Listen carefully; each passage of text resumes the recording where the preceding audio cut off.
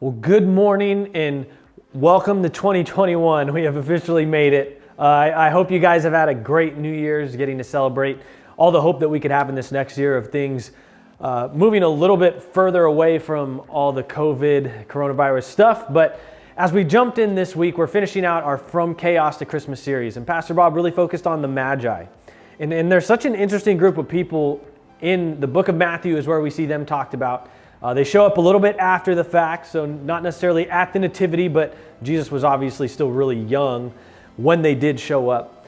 And just interesting that these men, the first people who had some kind of special stature anyways, besides the shepherds, the only other visitors it talks about are the wise men who were not Jewish. They're Magi. Pastor Bob mentions that Magi are mentioned in the book of Daniel. They're most likely from Babylon, and that's how they would have heard about things, because a lot of Jewish people were exiled to Babylon.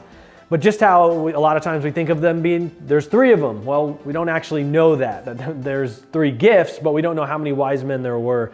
That a lot of times people call them the three kings. There's even Christmas carols about it. Now, that's not really accurate, that there's no place in the Bible that tells us they're kings, so we don't really have a reason to believe that. Just a really interesting group of people that come to worship Jesus, and they clearly have some kind of knowledge of what this child was prophesied to be based on their gifts. Now, as we look specifically at their story and what Pastor Bob had to say about it, I think it's important to recognize he talks a lot about God's leading in their lives.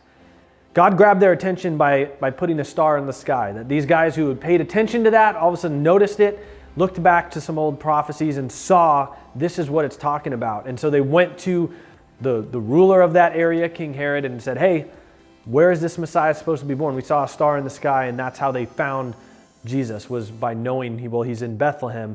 Now, we also know that King Herod had other reasons to tell them and then say, and come back this way so you can tell me where he's at. Herod wanted him killed. But what we see is the wise men, again, they were told not to go back that same way by an angel. And so we see that's exactly what happens. They don't. And Herod does not find out exactly where he is.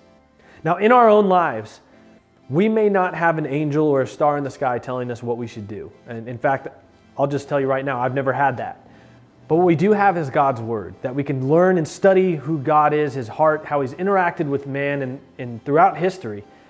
And not only that, but we can begin to have our eyes open to how we should respond today because of what God's Word says. And so I hope as your group, you're able to really wrestle with this, that in your group of maybe just your family or some close friends, that you're able to talk through these questions. There's so many important things about how can we follow after God's leading? How can we know what, and I know Pastor Bob talks about Romans 12. We're going to be talking about that this week in our devotionals.